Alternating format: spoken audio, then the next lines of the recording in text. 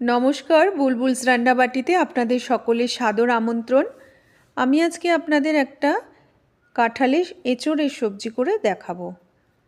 এবার এটা আমরা যেরকম চিরাচরিত এঁচোড়ের তরকারি খাই সেইভাবে না, এঁচোড়ের কোপ্তা তাও আমি করব না।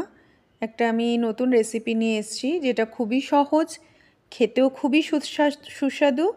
আপনারা এটা অবশ্য করেই বাড়িতে ট্রাই করবেন। আর আমি এঁচোড়টা দেখছেন এমনি করেই বাজার থেকে কেটে নিয়ে এসেছি, কেননা আমার ঘরে আমি এঁচোড়ের ওই ইঠা ছাড়িয়ে ফেলতে পারবো না, বটির মধ্যে পাড়াও যায় না। কিন্তু এঁচোড়টা ওরা বাজারে দেখবেন এমন বড় বড় বড় বড় টুকরো করে কেটে দেয়।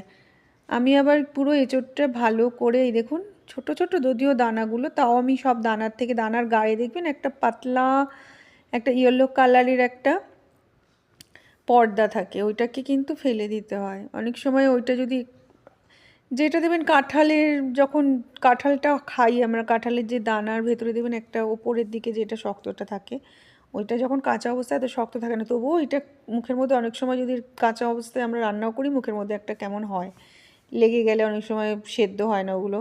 সেই জন্য অনেক সময় ওইটাকে ছুলে আমরা ফেলে দিই। আর এই যে কাঁঠালের ভেতরে যেরকম ওগুলো দেখছেন না, কীরকম একটা জালি জালি জালি আমি ফেললাম, এটাকে কি বলে আমি ঠিক জানি না।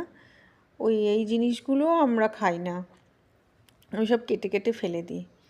এবার সুন্দর করে দেখুন কাঁঠালগুলো আমি সব কিছু ভালো করে ছাড়িয়ে নিয়েছি।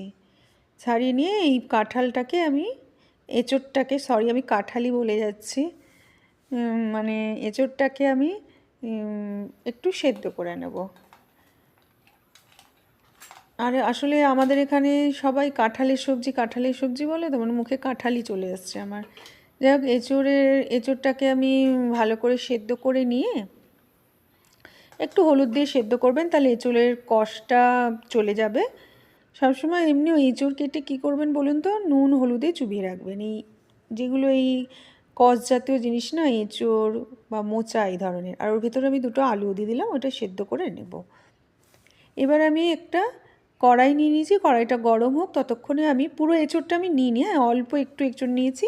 আর একটুখানি এঁচোড় আবার রেখে দিয়েছি, ভাবছি একটু তরকারি করবো এঁচোড়ের, তাই জন্য একটু রেখে দিয়েছি। আর তারপরে এই এঁচোড়টা, যে সেদ্ধ এঁচোড়টা, ওইটা আমি একটুখানি ঝিরি করে কেটে নেব। কেন আমি যে এটা আজকে আমি এঁচোড়ের একটা চপ বানাবো, তাই জন্য এটাকে আমি ঝিরি করে কেটে, আর বাকি সব এটার সাথে যে আদা রসুনের পেস্ট, পেঁয়াজ আমি সব কেটে নিয়েছি, এগুলো লাগবে। এবার আমি কড়াইতে কিছুটা তেল দেব, দিয়ে একটু বাদাম ভেজে নেব। এঁচোড়ে বা যখন আমরা দেখবেন কি যেন ভেজিটেবল চপ করি, ওর ভেতরেও দিই, এটার ভেতরে আপনারা নারকেলও দিতে পারতেন, ভালো লাগে খেতে। আমার কাছে নারকেল নেই, আমি দিইনি, আপনারা যদি চান দিতে পারেন থাকলে।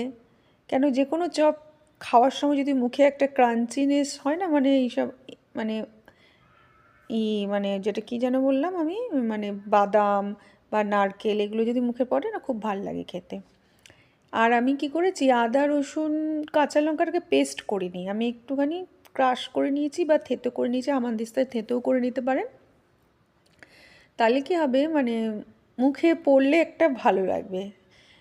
তারপরে আমি এর ভেতরে যত আমাদের গুঁড়ো মশলা ছিল, হলুদ গুঁড়ো, লঙ্কা গুঁড়ো, ধনে গুঁড়ো, জিরে গুঁড়ো, গরম মশলা গুঁড়ো, আমি সব দিয়ে নেব।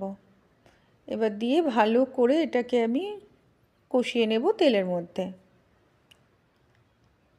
যদি আপনারা ঝাল একটু বেশি খেতে চান, কাঁচা লঙ্কা পেস্ট একটু বেশি দিয়ে দেবেন। অনেক সময় দেখবেন শুকনো লঙ্কার থেকে কাঁচা লঙ্কায় ঝাল বেশি হয়, দিয়ে দেবেন একটু কাঁচা লঙ্কা।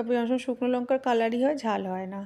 এবার আমি নুন টুন দিয়ে একেবারে এটাকে ভালো করে এঁচোড়টাকে একদম কষাবো, মানে এঁচোড়টা যেন প্রায় মানে একদম হয়ে যায়, ভাজা হয়ে যায়, তাহলে কাঁচা থাকলে কিন্তু ভালো লাগবে না।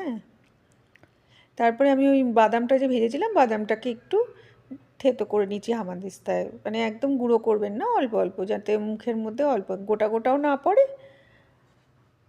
আবার একদম গুঁড়ো পড়লে তো বোঝাই যাবে না। এবার যে আলু সেদ্ধটা করে নিয়েছিলাম, আলু সেদ্ধটা দিয়ে ভালো করে এটাকে আমি ম্যাশ করে নেব। ম্যাশ করে নিয়ে একটা মণ্ড মতন তৈরি হয়ে যাবে। এটাকে আমি পুরো মানে চপের আকার, গোলও দিতে পারেন, লম্বা দিতে পারেন, আমি লম্বা শেপ দিয়েছিলাম। এর উপর একটু কসুরি মেথি দিই, কসুরি মেথিটা দেবেন, অবশ্য করেই দেবেন, কসুরি মেথিটা দিলে খুব ভালো টেস্ট আসে। আর যদি একটু ঘি দেন তো ঘিও দিতে পারেন।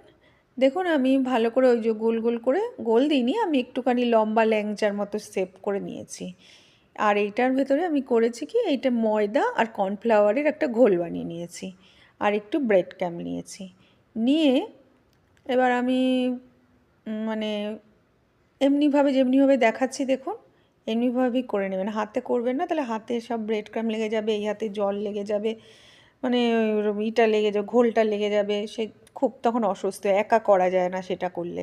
যেহেতু একা করছি, ওইটা করতে গেলে না কাউকে সোজা মানে কাউকে একটু হেল্প করলে ভালো হয়, সেই জন্য আমি চামচটা দিয়ে করছি। এটা এরকম করেই করবেন, একটা এরকম কাঁটা চামচ নিয়ে নেবেন, কাঁটা চামচ দিয়ে করবেন, কাঁটা চামচ দিয়ে তুলতে সুবিধা হয়। আর আমার রেসিপিটা যদি ভালো লেগে থাকে অবশ্য করেই আপনারা একবার সাবস্ক্রাইব করে দেবেন, আর অবশ্য করে একটা অন্তত লাইক করে দেবেন। আর যদি ফেসবুক পেজ থেকে দেখে থাকেন, পেজটাকে অবশ্য করেই ফলো করে দেবেন। আমার দেখুন একটা কোটিং হয়ে গেছে, আমি ডাবল কোটিং দেবো, আপনারা চাইলে একটা কোটিংও দিতে পারেন। আমার আসলে অল্প চপ আছে তো আমি ভাবলাম ডাবল কোটিং দিলে কি ওপরটা ভীষণ মচমচে হয়। আর খুব আমি বেশি করছি না, একদম হালকা হালকা করে কোট করছি।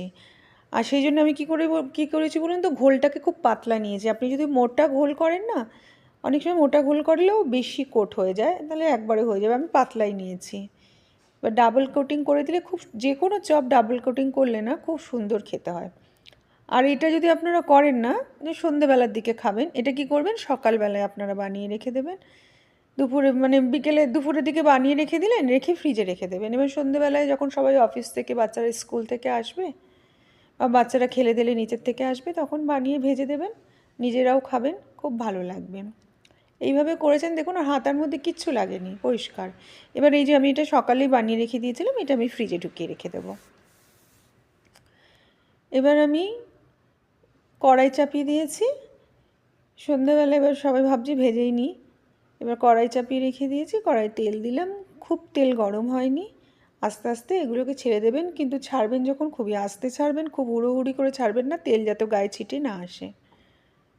এবার আস্তে আস্তে এটাকে ভাজতে থাকবেন, অল্প আছে ভাজবেন, খুব বেশি আঁচে কিন্তু ভাজবেন না, তাহলে কিন্তু পুড়ে যেতে পারে, ওপরটা পুড়ে যেতে পারে, ভেতরটা হবে না, যদিও ভেতরটা তবুও ওপরটা একটা কালো ভাব চলে আসবে। এবার আমার হয়ে গেল এগুলো, এবার সার্ভ করার জন্য পুরোপুরি রেডি আমার চপগুলো। এবার আমার একটা লট হয়ে গেছে, এবার আরেকটা লটের চপ আমি বসিয়ে দিয়ে এটাকে আমি সার্ভ করে দেব। আর এতক্ষণ আপনারা যে আমার সাথে রয়েছেন তার জন্য অসংখ্য অসংখ্য ধন্যবাদ। আমার রেসিপি যদি ভালো লাগে তাহলে আবার পরের বারে আমার রেসিপিটা দেখবেন এবং লাইক করবেন। আমি আবার নতুন নতুন আপনাদের কাছে অনেক রেসিপি নিয়ে আসছি ভবিষ্যতে, আপনারা আমার চ্যানেলটাকে দেখতে থাকুন। আর এইবার দেখেছেন কি সুন্দর লাগছে, আর খেতে খুব টেস্ট হবে, আমি বলছি দেখবেন একবার করে।